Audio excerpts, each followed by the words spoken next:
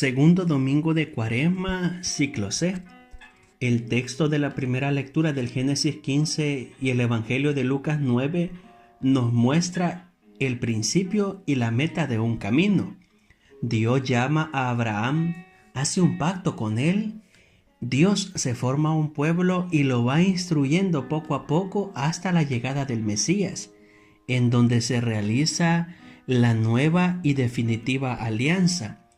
Podemos concluir, en la transfiguración de Cristo, Dios nos muestra cuál es la meta de la vida cristiana. En Génesis capítulo 15, Dios hace un pacto con Abraham, a quien Dios después cambiará el nombre por Abraham, que significa padre de muchos pueblos. Génesis 17:5. Dios promete a Abraham descendencia y tierra, a lo que éste pregunta: ¿cómo sabré que voy a poseerla? Entonces Dios hace un pacto con él y lo hace según las formalidades de aquel contexto. Dios sella el pacto que hace con Abraham según las formalidades de aquel momento, como si hoy fuésemos a un notario o firmásemos un contrato. Y el pacto consiste en partir por la mitad los animales del sacrificio, y luego los que se comprometen por medio de aquel contrato lo formalizan o lo sellan pasando entre las partes de los animales descuartizados, lo que expresa cuál será la suerte de aquel que no cumpla con lo pactado.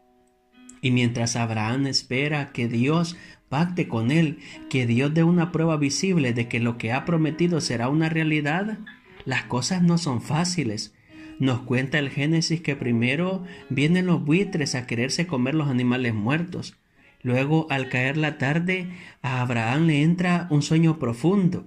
Y cuando parecía que Dios ya no iba a responder, al hacerse de noche, una antorcha ardiendo pasa entre los animales descuartizados, y así Dios sella un pacto o una alianza con Abraham. Es importante destacar la fe de este hombre. Tal como nos dice el Génesis 15:6, Abraham le creyó a Dios, aún antes de que Dios le manifestara de manera visible por medio de la antorcha ardiendo.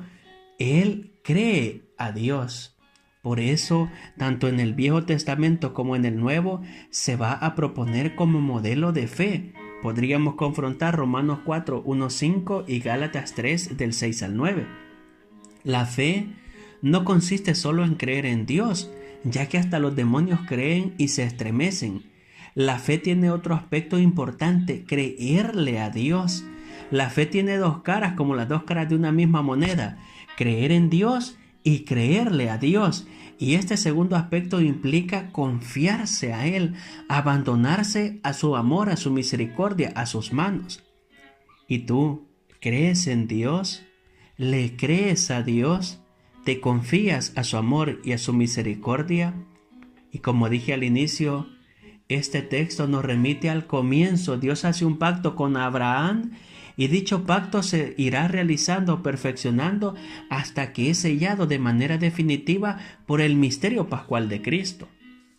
Por otra parte, el Evangelio de Lucas 9 nos narra la transfiguración del Señor y nos señala cuál es la meta de la vida cristiana. La Iglesia nos propone en este segundo domingo de Cuaresma, ciclo C, este texto precioso del Evangelio para animarnos en la vida de fe y esperanza, para recordarnos que somos llamados a la santidad, es decir, ser un día transfigurados con el Señor, a brillar, a irradiar la gloria de Dios en la vida eterna. A eso somos llamados. En eso consiste precisamente la santidad. Jesús en el monte Tabor se transfigura delante de Pedro, Santiago y Juan y les muestra su gloria.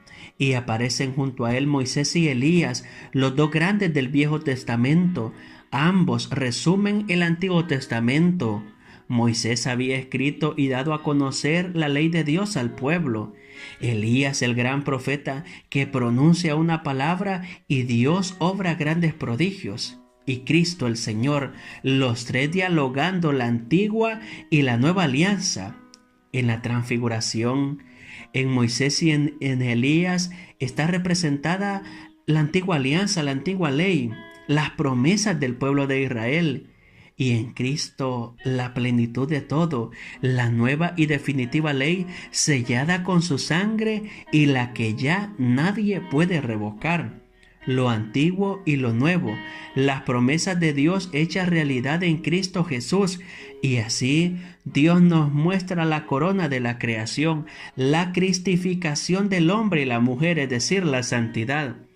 Y todo ello es confirmado por la voz de Dios Padre, que nos invita a escuchar a su Hijo amado Cristo Jesús.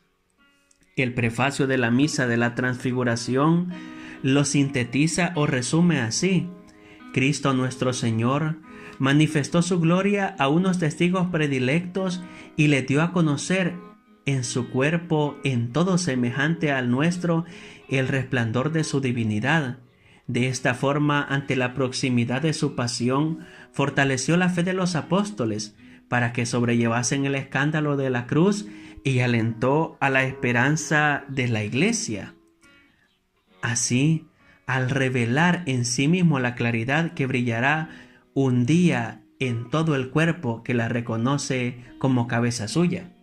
La segunda lectura de San Pablo a los Filipenses nos invita a tomar partido.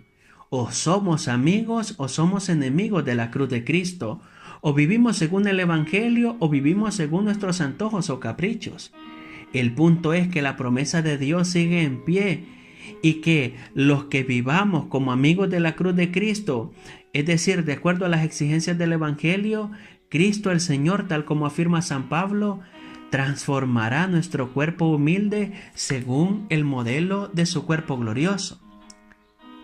Señor Padre Santo, tú que nos has mandado a escuchar a tu Hijo, el predilecto, alimenta nuestro espíritu con tu palabra. Así, con mirada limpia, contemplaremos gozosos la gloria de tu rostro. Por Jesucristo nuestro Señor. Amén. Alabado sea Jesucristo, con María por siempre sea alabado, en el nombre del Padre, del Hijo y del Espíritu Santo. Amén.